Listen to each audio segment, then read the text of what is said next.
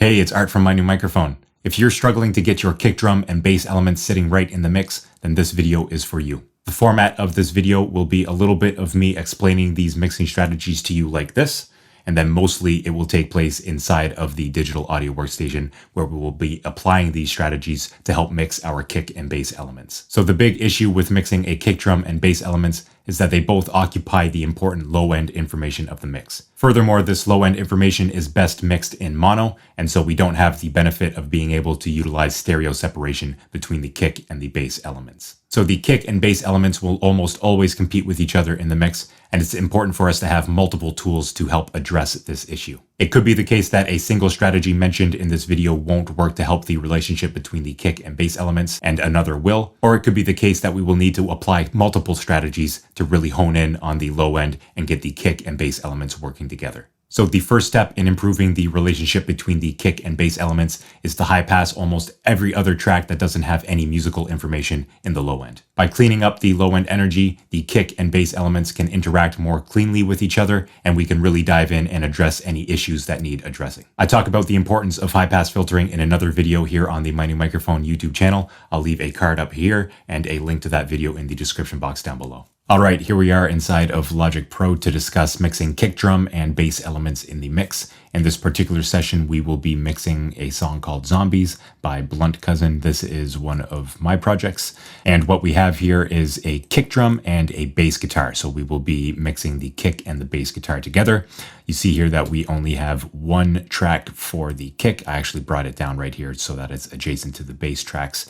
This kick track is a sample from a Travis Barker sample pack I found on Splice. And you can see here that there are 3 bass tracks. However, these audio files all match up as being the same exact audio file. So it was one recording with an AKG D112 microphone. We mic'd up the cabinet, recorded one take. And what I did here was I inserted a low pass filter on this track so that this is only the low end. We can listen to that.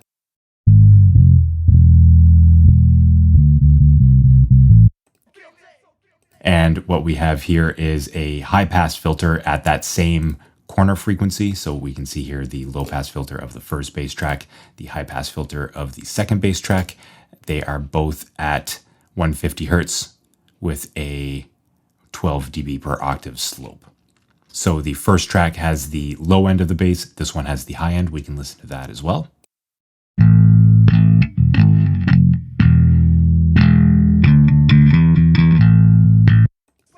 And then this is a highly saturated version of that signal to just really give a bit of grit to the bass. We can listen to this in solo as well.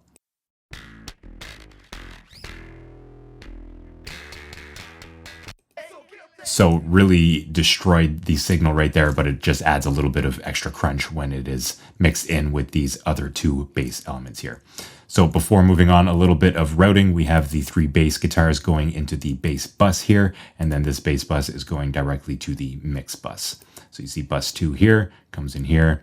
We have a bit of sidechain compression, which we will discuss in a second, and a bit of saturation on the bass bus here. The kick, on the other hand, right here, goes to the drum bus right here, and then the drum bus subsequently goes to the mix bus, along as being sent to a parallel reverb and parallel compression channel, but that is a discussion for another video. So with that quick routing out of the way, let's have a look first at the mixer here. I'll drag that up and make that library small. And what I want to show you here is how many of the other tracks are actually high passed in this mix to actually make room for the kick and the bass. So we can go through the individual tracks, but more importantly, let's start at the buses. So you see here that the drums room has a little bit of ambience cutaway here. The guitars are very much high passed. And then moving into the tracks right here, we have high pass filters on all of the effects. We have high pass filters on most of the vocals.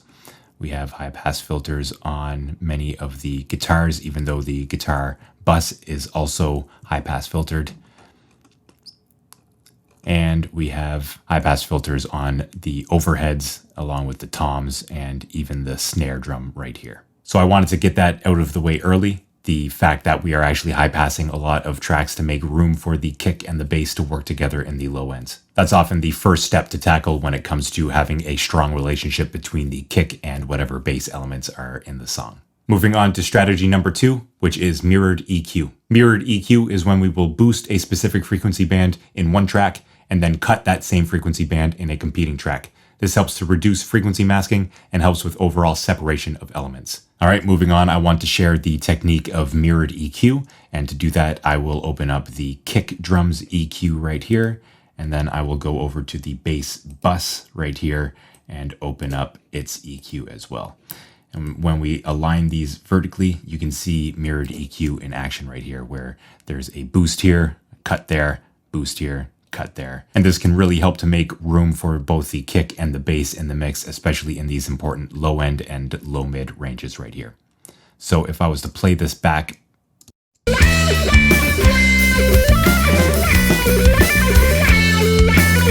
you see here that we have a boost at what I deem to be about the fundamental of the kick drum here at 69 Hertz. There's a boost of 4.2 dB. And right here in the bass, although there is significant bass energy right here, if we play it back, you can see that the fundamentals are dancing around a little bit. And so I brought this down just slightly, negative 3.4 dB at 70 Hertz to make room for this fundamental of the kick drum to punch through the mix. Now, right here in the important first few harmonics of the bass guitar, I wanted to bring these out of the mix a little bit. And so I boosted 3.3 dB at 153. And then similarly right here, I made a cut at 153 Hertz of negative 2.7 dB. So there's not a whole lot of important information right here in the kick. It's a little bit of that low mid boominess. And so bringing this down a little bit helps to further push the bass above the kick in these frequencies. So actually, let's disengage these other EQ moves right here and right here and listen to just the kick and the bass together. And I will bypass these EQs so that we can hear their effect on the mix. So let's solo the kick drum and the bass bus and have a listen to them together.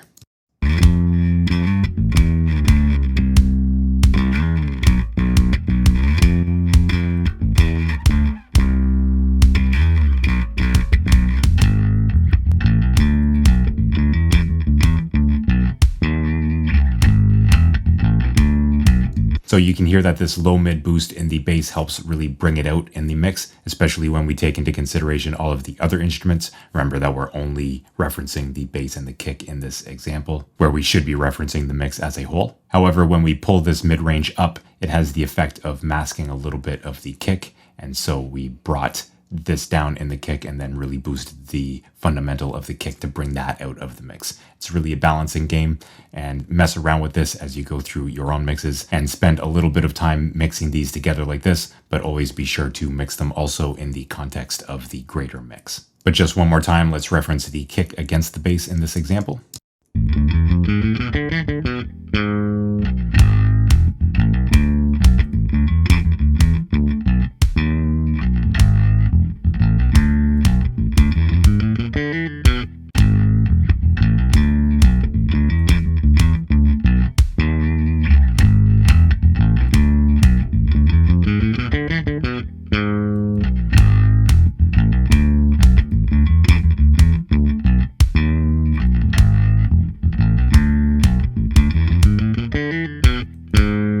So hopefully you heard how these small EQ moves can help the bass and the kick work together better within the mix. And it's important to remember that mixing is often a game of inches, where we're making little tweaks, especially in the greater context of the mix, to really help push it forward a small percentage point at a time. So mirrored EQ can be an effective technique for helping the kick and whatever bass elements there are in the track work better together within the mix. The third strategy is to utilize sidechain compression, where we will take the kick drum signal and use it to compress the bass element. In doing so, every time the kick sounds, it will duck the volume of the bass guitar, allowing the kick to punch through without necessarily affecting the overall level of the bass element. We can even go as far as splitting the bass element into low frequencies and high frequencies and only sidechaining the low end frequencies of that bass element. To do so, we will duplicate the bass element track so that we have 2 tracks. We will then high pass the first track at a set cutoff frequency and low pass the second track at that same cutoff frequency. All right, and now I would like to move on to one of my favorite techniques for making the kick and bass elements work better together in a mix, and that is sidechain compression.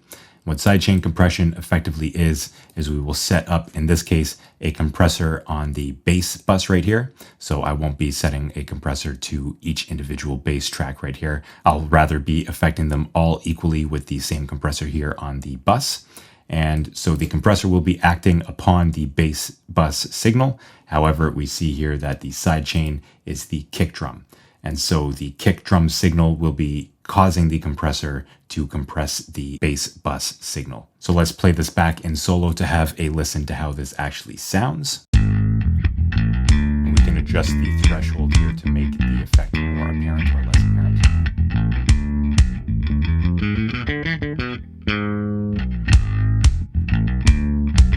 But subtlety is often the best approach when doing this.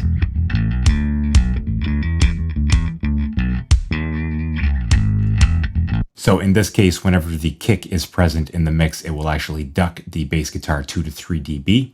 And that's just enough to really make the kick drum punch through without overly affecting the overall level of the bass guitar. You can see here in the example, I'll play it again in a second, that the release time is set so that the bass really bounces back to its full level shortly after the kick drum disappears without having a noticeable pumping effect. And so this is an effective strategy to use when going about your mixes. So let's listen one more time quickly.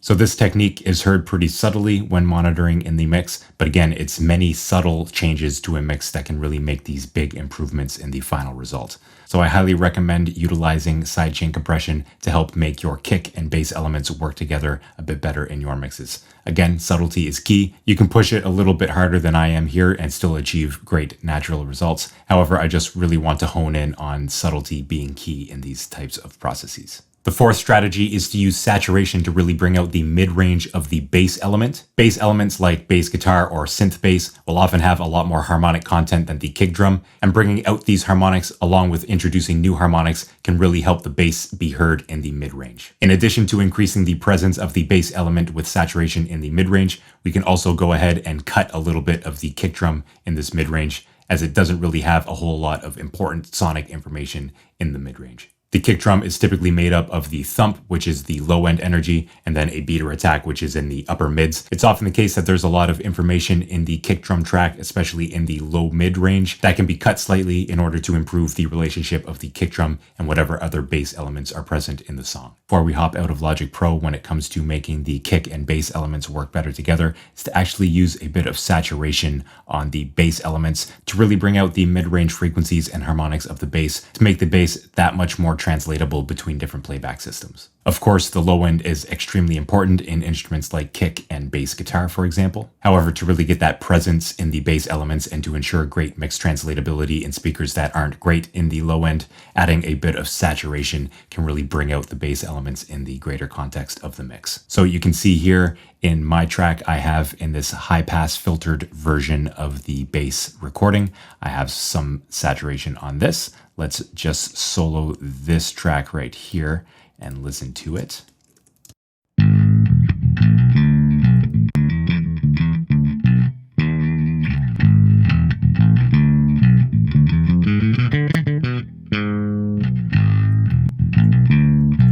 So it's a pretty gritty tone to begin with, but this bit of saturation really helps bring it out in the mid-range. There's a little bit of a loudness bias there, but I can assure you that it helps the bass sit better in the overall mix. I had mentioned this track right here as a third bass element in the mix, and let's drag this down to find where that is. So right here, This saturation is used more as a special effect as we are on the rectify mode right here. I'll just solo this quickly to give you a sense of what this adds to the mix. And then with the other bass elements underneath it.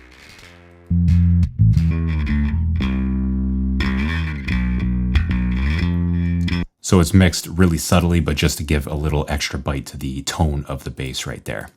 And all together, we have the bass bus, which also has some saturation on it. After the parallel compression here, we can have a listen and A/B this as well. So all the basses playing together, this is the saturation on the bass bus.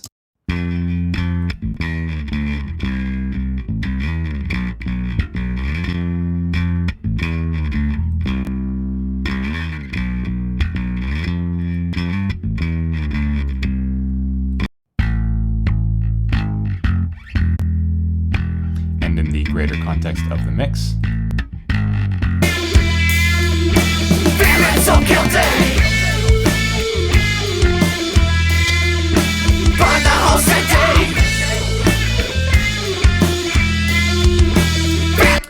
so the saturation helps the bass sit better in the overall mix by increasing its presence in the mid-range without increasing its overall volume in the mix, which of course would then cause more competition in the low end with the kick drum. And the fifth strategy to help the relationship between the kick and whatever bass elements are in the song is to actually give a boost to that beater attack of the kick drum that I mentioned earlier. This could be done with a simple bell-type boost in an EQ. However, perhaps a better strategy is to use a low-pass filter with a resonant boost at its cutoff frequency and to bring that low-pass filter down to the beater attack point. Right now is a good time to discuss the low-pass filter resonance trick, I like to call it, where in a kick drum we will find the frequency of the beater attack and then high-pass everything above it while having a resonant peak right here to really bring that beater attack out in the greater context of a mix. So right here, I found it to be around 8,400 hertz. So let's listen back to this in solo.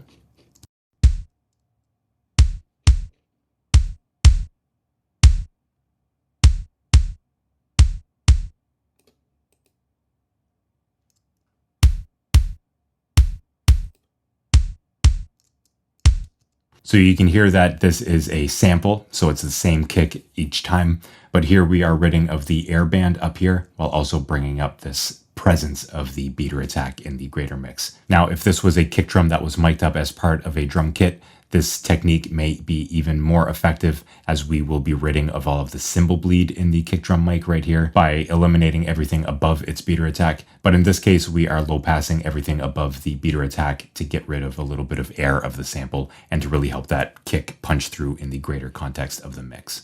So here's everything together. I will A/B this EQ on and off on the kick drum. Zombies, you never catch me.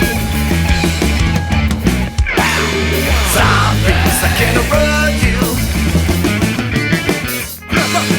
Zombies, you never catch me.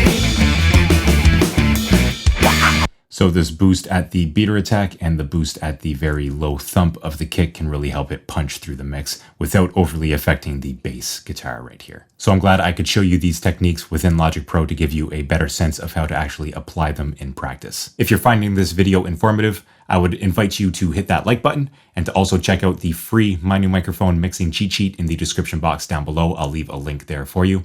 Of course, there's no such thing as cheat codes in mixing, as every mix is different and requires different mix processing. However, this so-called cheat sheet that I put together acts as a great reference guide to help you make the right decisions at the right time within your mixes. So again, there's a link to that in the description box down below if you are so interested. I'd like to thank you very much, and let's move on. Beyond the strategies utilizing processing to help the relationship between the kick and bass elements in the song, there are also a few things we can look at in mix preparation to help prepare ourselves for better relationships between the kick and the bass elements. The first is to go through and edit timing issues if there are any in the mix. It's not always the case in recordings that the kick drum and bass guitar are completely locked in with each other, and subtle shifts to the timing can help improve not only the arrangement of the song, but also the overall mix. The second strategy in mix preparation is a bit more fleeting and difficult to pull off. However, I figured it was worth mentioning in this video as well, and that is to adjust the phase relationship between the kick drum and whatever bass elements are in the track before we get to mixing. While the waveform of the kick drum is often very consistent, the waveform of the bass elements, especially when these bass elements are playing a lot of different notes, will be quite varied. That being said, it can be possible to make slight phase shifts to help better align the phase between the kick and the bass elements, or even experimenting with polarity inversions or phase flipping of the kick, bass, and other elements within the track to help really hone in the relationship between the kick drum and the bass elements. So I wanted to mention that one last, as it's really difficult to pull off, but worth mentioning anyway. So try these strategies out for yourself to help mix the kick drum and bass elements in your tracks, and let me know how it goes in the comments down below. I'll put up another few videos from the Mining Microphone YouTube channel right up here that I think will be beneficial for you to watch next. If you would like more content from me, I would invite you to subscribe to this YouTube channel and to check out the free mixing cheat sheet I had mentioned earlier in the description box down below. So do all of that, click on one of these videos up here, and I'll see you in the next one.